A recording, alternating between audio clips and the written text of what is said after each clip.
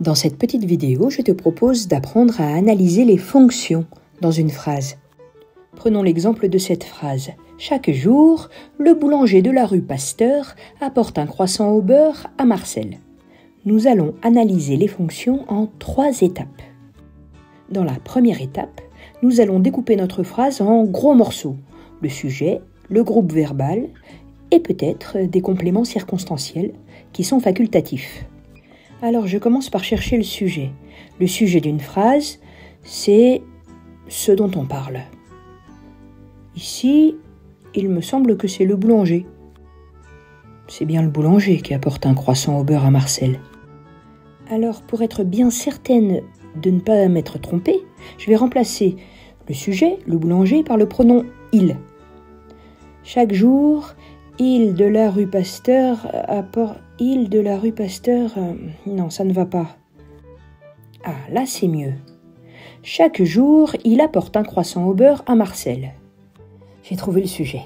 C'est le boulanger de la rue Pasteur qui apporte un croissant au beurre à Marcel. Une fois que j'ai trouvé le sujet, je vais chercher s'il y a un ou plusieurs compléments circonstanciels.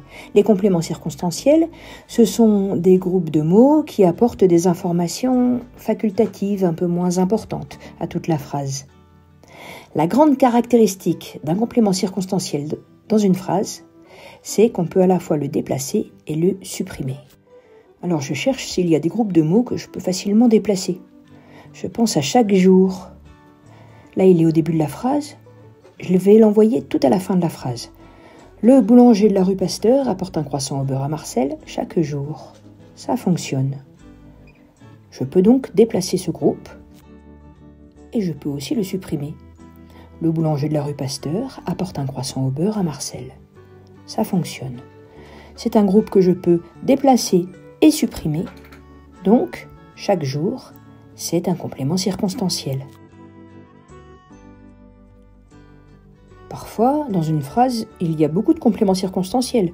Il y en a qui disent « où ça se passe », à Souvigny, et il y en a qui disent « dans quel but cela se passe, pour lui faire plaisir », ou « pour quelle raison, parce qu'il adore ça ».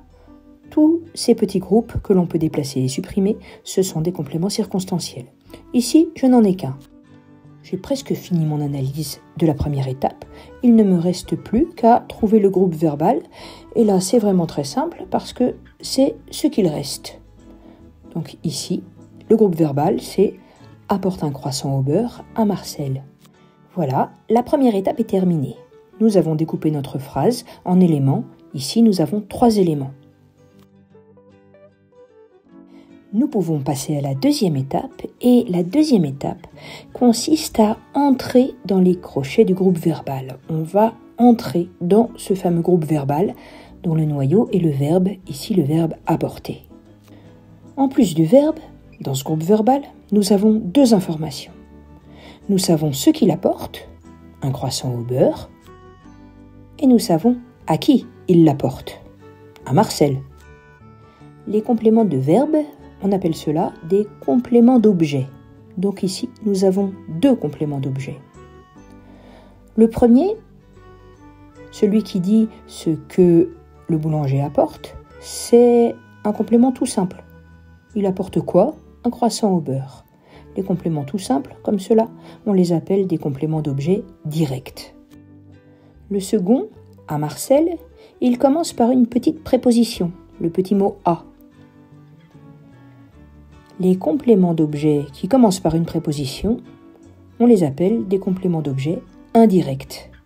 Ici, il répond à la question « à qui ?» le boulanger apporte un croissant au beurre.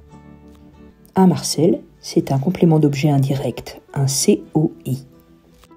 Voilà, dans mon groupe verbal, tous les mots sont soulignés, sauf le verbe, donc la deuxième étape est terminée. Passons à la troisième étape. Dans cette troisième et dernière étape, nous allons chercher les compléments du nom. Les compléments du nom, ce sont des petits groupes de mots qui donnent des informations sur le nom. Ils sont placés juste après un nom et ils commencent par une préposition. De, à, avec, pour. Pour trouver les compléments du nom, nous allons chercher les noms de la phrase, un par un, et regarder s'ils sont complétés par un groupe qui commence par une préposition. Le premier nom de la phrase, c'est jour. Mais il est à la fin de ces crochets, il n'y a pas la place pour un complément du nom. Le nom suivant, c'est boulanger. Ah, ce nom est suivi par une petite précision. Ce n'est pas n'importe quel boulanger, c'est le boulanger de la rue Pasteur. Alors ce groupe, de la rue Pasteur, il commence bien par une préposition, il donne des précisions sur le boulanger. C'est un complément du nom boulanger. Je cherche le nom suivant. Il y a Pasteur, c'est un nom propre, mais il est à la fin des crochets, donc il n'a pas de complément. Le nom suivant, c'est croissant. Juste après croissant, il y a une petite précision. C'est un croissant au beurre. Au beurre commence par le petit mot au, qui contient une préposition. C'est bien un complément du nom croissant.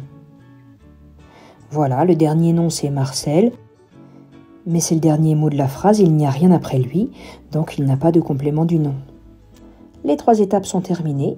Étape 1, nous avons découpé la phrase en 3 éléments. Nous avons cherché le sujet, puis les compléments circonstanciels et enfin le groupe verbal. Deuxième étape, nous sommes entrés dans les crochets du groupe verbal pour voir ce qu'il y avait dedans.